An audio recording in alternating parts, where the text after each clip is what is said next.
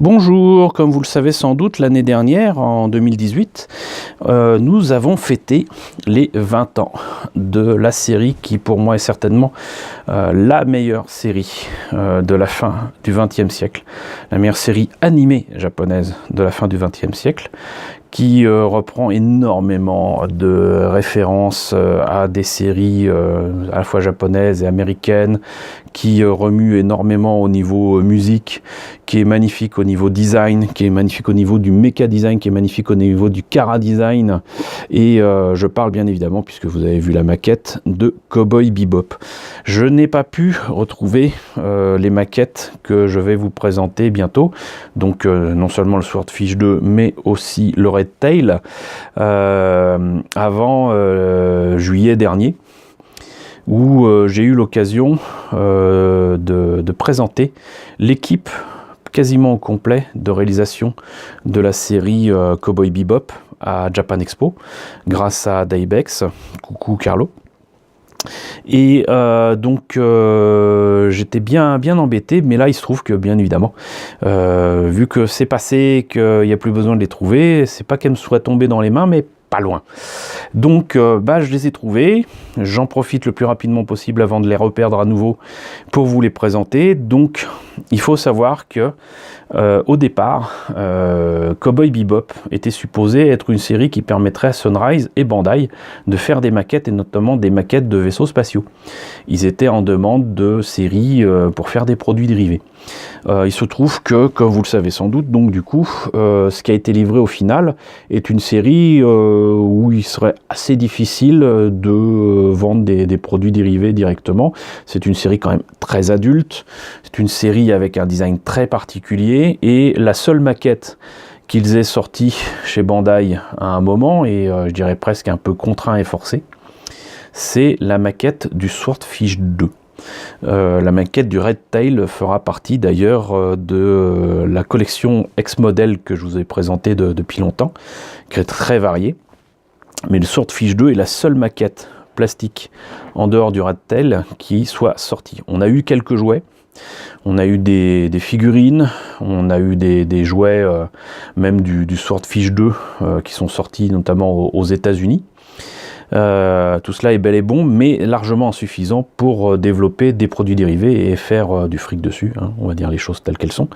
Par contre, comme vous le savez aussi, Swordfish 2, c'est un vaisseau que l'on voit aussi dans un film, le dernier film en date de l'ami Steven Spielberg, qui a adapté Ready Player One, et on voit le vaisseau dans Ready Player One, et le mecha designer de Cowboy Bebop, Monsieur Yamane, nous a confié que il avait été très surpris d'être contacté presque directement par Spielberg et son équipe pour savoir s'il était possible d'utiliser le design de son avion, et qu'il était vraiment très content de voir que son travail était apprécié par les Américains, mais qu'en plus son travail allait apparaître dans un film de Steven Spielberg. Il était aux anges.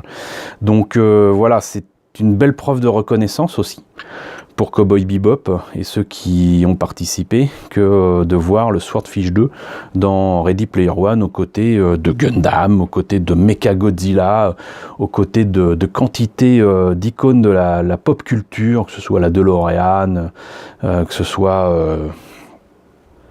la moto de Kaneda, d'Akira et tout ça. Enfin, je vous laisse apprécier les multi-références de ce film. Il reste que le Swordfish 2 donc a cette particularité d'avoir non seulement atteint tout le monde, mais d'être même une référence de la pop culture. Cet engin est piloté dans Cowboy Bebop par Spike Spiegel. C'est un engin très particulier, hein, avec en plus visiblement, j'allais dire, une technologie qui met en avant peut-être la sécurité du pilote, je ne sais pas, mais en fait la partie pilotage, c'est une espèce de grosse bulle autour de laquelle vient se placer l'engin lui-même. Et là en fait le poste de pilotage est là, vous voyez. Et si jamais il y a un problème avec cet engin, la bulle peut, j'allais dire, s'échapper et devenir un truc de sauvetage. La maquette elle-même commence à dater aussi, mine de rien, puisque je viens de vérifier, elle date de 2000, donc elle a là cette année 19 ans, c'est-à-dire que l'année dernière elle en avait 18. Voilà. Et voilà ce qu'elle donne une fois montée et peint. Monsieur Focus ne m'aide pas beaucoup, voilà. Et comme vous pouvez le voir, il y a à la fois une figurine debout et une figurine assise pour le cockpit. Vous avez des missiles qui se mettent sur les côtés des ailes du Swordfish 2, et la particularité du Swordfish 2, c'est aussi qu'il a les ailes qui se rabattent, qui se plient pour pouvoir aller dans le vaisseau de Jet Black, qui est donc comment dirais-je, presque un transporteur de vaisseau, mais bon. Là voilà, vous avez donc la position avec les ailes pliées. C'est très cool d'avoir cette option là, mais très sincèrement ça vend pas du rêve. Ce qui vend beaucoup plus du rêve par contre, c'est que vous avez en plus dans la maquette, ils avaient fait tout d'un coup, vous avez les versions OH-24 a priori, donc de Jet Black, de Faye Valentine et de Spike. Quelques images de la série elle-même pour compléter le tout, puisque l'arme principale du Swordfish, comme vous voyez, donc, et cette espèce de gros canon qu'il y a là. Et là, on le voit sur le pont du Bebop. Voilà, autant dire que j'ai pas développé sur la série, mais si vous ne connaissez pas la série Cowboy Bebop, déjà c'est dommage. Ensuite, vous avez tout intérêt à la découvrir, et même si vous n'êtes pas très animation japonaise, très sincèrement, ça m'étonnerait que vous ne soyez pas atteint par cette série-là. Voilà, vous avez une série animée, vous avez un film qui est sorti en France début des années 2000, 2005 si je me rappelle bien, et donc je vous conseille vraiment de voir la série si vous le pouvez. Voilà, donc on a déjà assez parlé autour de la boîte de la maquette. On va voir ce que ça donne à l'intérieur. Allez, vous avez la notice en couleur qui confirme que nous avons bien Jet Black, Spike Spiegel et Faye Valentine, en plus du Swordfish 2, qui lui par contre, si je me trompe pas, doit être au 1,72. Je ne vois pas de précision là-dessus, mais oui, non, peut-être, je sais pas. Bon, il me semblait que c'était du 1,72, mais on verra si c'est précisé. Très belle notice avec de très beaux documents. J'allais dire annonçant la couleur et présentant même les personnages manquants de cette boîte, à savoir Hein le chien surdoué et Ed. L'espèce de curiosité de cette équipe, une hackeuse à l'esprit un peu dérangé quand même. Les pièces en présence. On commence apparemment par le canon. Ensuite, je sais pas trop ce que c'est, ça m'a l'air d'être des volets articulés. Ici, les ailes qui sont articulées également. Ouais, c'est ça, les espèces de petits volets, les petites ailettes au bout des ailes. Là, ça doit certainement être le moteur. Moteur donc entouré d'une espèce d'anneau. Ce qui rend donc le design, le méca design très particulier. C'est du jamais vu ailleurs. Et très très beau design de monsieur Yamane. Là, je sais sincèrement pas trop ce que c'est. Ça doit être l'intérieur et une partie du cockpit. Voilà, c'est confirmé ici. Donc avec Spike ici en tout petit qui doit rejoindre tout ça. Et on réunit toutes les pièces avec l'option également évidemment d'avoir les trains d'atterrissage baissés ou relevés. Et au final, ça doit nous donner ça. Alors ce qui est cool, c'est qu'il y aura certainement moyen de faire la maquette en très abîmé, aussi abîmé que ce qu'il y a sur la boîte, et ça me plaît énormément.